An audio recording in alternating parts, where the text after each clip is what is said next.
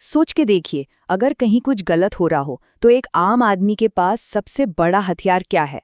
वो है आरटीआई। आज हम इसी कानून को समझेंगे एक बड़ी ही दिलचस्प कहानी के जरिए। तो चलिए शुरू करते हैं। तो शुरुआत इसी बात से करते हैं। देखिए, ये जो लाइन है ना, ये एक ऐसी कहानी की नींव है जहां एक आम सा इंसान एक करप्ट सिस्टम से टकरा जाता है। और पता है क्या, ये दिखाता है कि कभी-कभी जो लोग सबसे शांत दिखते ना, वही सबसे बड़ा तूफान लाते हैं। तो कहानी शुरू होती है दिल्ली की एक डीडीए कॉलोनी से। और इसकी शुरुआत एक ऐसी समस्या से होती है जो शायद बहुत से लोगों को काफी जानी पहचानी लगेगी। इस डीडीए कॉलोनी में ना लगभग हर घर, मतलब 99.99% घरों में किसी न किसी तरह का इलीगल मॉडिफिकेशन या एक्सपेंशन था। जी हाँ, 99.99%। जरा सोचिए, ये एक खुला सीक्रेट था जिसे सब नजरअंदाज कर रहे थे जब तक चीजें बदल नहीं गई। और फिर एक दिन एक डीडीए इंजीनियर एक घर पर पहुंचता है। वो सीधे सीधे घर के मालिक से कहता है, सुनिए, ये जो नया कमरा बनवाया है ना, ये इलीगल है। 2 लाख रुपए दीजिए तो इसे नजरअंदाज कर देंगे, वरना हम इसे तोड़ देंगे। सीधी सीधी धमकी। लेकिन घर के मालिक कोई ऐसे वैसे इंसान नहीं थे। वो एक रिटायर्ड पढ़े लिखे आदमी थे और उन्होंने घुटने टेकने से साफ मना कर दिया। बस यहीं से कहानी में एक जबरदस्त मोड़ आता है। वही बात जो हमने शुरू में कही थी, एक रिटायर्ड पढ़ा लिखा आदमी जिसके पास खाली समय हो, ये कॉम्बिनेशन वाकई बहुत खतरनाक होता है। उस करप्ट इंजीनियर को जरा भी अंदाजा नहीं था कि उसने किससे पंगा ले लिया है। इन साहब को तो अब जैसे एक नया प्रोजेक्ट ही मिल गया था। तो अब बहस करने या रिश्वत देने के बजाय इन साहब ने एक ऐसा हथियार चुना जो सबसे पावरफुल था, और वो था एक आरटीआई एप्लीकेशन। एक ऐसा कदम जो पूरा खेल पलटने वाला था।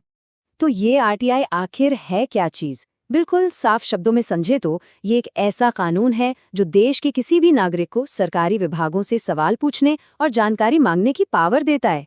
मतलब ट्रांसपेरेंसी लाने का एक जबरदस्त टूल।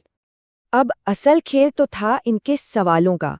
उन्होंने सिर्फ अपने घर की बात नहीं की, बिल्कुल नहीं, उन्होंने पूरी डिपार्टमेंट को ही घेर लिया। सवाल देखिए क्या थे। क्या आपने कभी इस कॉलोनी के 99% इलीगल कंस्ट्रक्शंस की जांच की है? क्या आपका जूनियर इंजीनियर इस सब में शामिल है? अगर ये सारे मॉडिफिकेशंस इलीगल हैं, तो इसका जिम्मेदार कौन होगा? और इस तरह की करप्शन की सजा क्या है?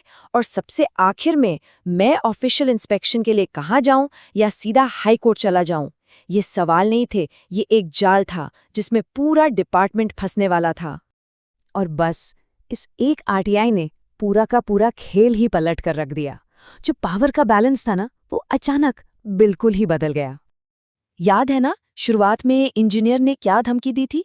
2 लाख दो वरना घर तोड़ देंगे। बड़ा पावर में था वो।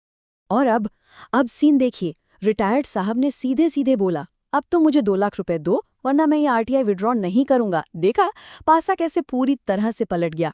यही तो असल चीज है, जानकारी ही असली पावर है। और जैसे ही ये बात फैली, पूरा मोहल्ला इकट्ठा हो गया। क्यों? अरे भाई, अब तो सबके घर दांव पर लगे थे। सबने मिलकर उस इंजीनियर पर ऐसा प्रेशर बनाया कि मामला सुलझाओ। और आखिर में वही हुआ, रिटायर्ड साहब की जीत हुई और मामला शांत हो गया। तो ये कहानी आरटीआई की पावर का एक बेहतरीन एग्जाम्पल है, एक आम नागरिक की जीत। लेकिन हर कहानी का एंड इतना साफ सुथरा नहीं होता, क्योंकि जहां पावर होती है वहां उसके गलत इस्तेमाल का खतरा भी हमेशा रहता है। तो अब चलिए इस सिक्के के दूसरे अंधेरे पहलू की बात करते हैं। आरटीआई को एक न्यूक्लियर वेपन की तरह सोचा जा सकता है। मतलब इसका इस्तेमाल अच्छे काम के लिए भी हो सकता है और बुरे काम के लिए भी। इससे न्याय भी दिलाया जा सकता है और किसी को ब्लैकमेल भी किया जा सकता है। इसकी असली ताकत ही इसे इतना खतरनाक बनाती है। तो आरटीआई के दो पहलू बिल्कुल साफ हैं। एक तरफ ये करप्शन से लड़ने, ट्रांसपेरेंसी लाने और आम नागरिक को ताकत देने का हथियार है। लेकिन दूसरे तरफ कुछ लोग इसका इस्तेमाल बिजनेस वालों से पैसा वसूलने, ऑफिशियल्स को फालतू में परेशान करने और अपनी पर्सनल दुश्मनी निकालने के लिए करते हैं। और ये समझने की जरूरत है कि ये कोई एक दो मामले नहीं है, ये अब एक ऑर्गेनाइज्ड प्रॉब्लम बनती जा रही है।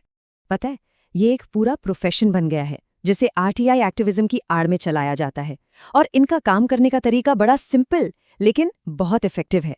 पहले ये किसी दुकान या घर में कोई छोटी मोटी सी कमी ढूंढते हैं, जैसे फुटपाथ पर निकली हुई सीढ़ियां, फिर एक आरटीआई फाइल करते हैं और सीधा पूछते हैं कि बताओ इसके लिए कौन सा ऑफिशियल जिम्मेदार है। और सबसे इंपॉर्टेंट चीज, ये एप्लीकेशन में अपना नाम और फोन नंबर बोल्ड लेटर्स में लिखते हैं। ये एक मैसेज है। बस कुछ ही दिनों में उस दुकान के मालिक का या उस ऑफिशियल का घबराया हुआ फोन आता है और फिर शुरू होता है पैसों की सौदेबाजी का खेल। तो आखिर में हम कहाँ पहुंचे? एक तरफ तो है ये न्याय का औजार और दूसरी तरफ है ब्लैकमेल का धंधा। यही है आरटीआई की डबल साइडेड रियलिटी। तो आखिरी और सबसे बड़ा सवाल यही है कि आखिर आरटीआई है क्या? एक आम नागरिक की सबसे बड़ी ताकत या फिर एक ब्लैकमेलर का परफेक्ट प्रोफेशन? शायद जवाब ये है कि ये दोनों ही हैं। ये एक ऐसा हथियार है जिसकी ताकत इस बात पर डिपेंड करती है कि उसे इस्तेमाल करने वाले के हाथ में और उसके दिमाग में क्या चल रहा है।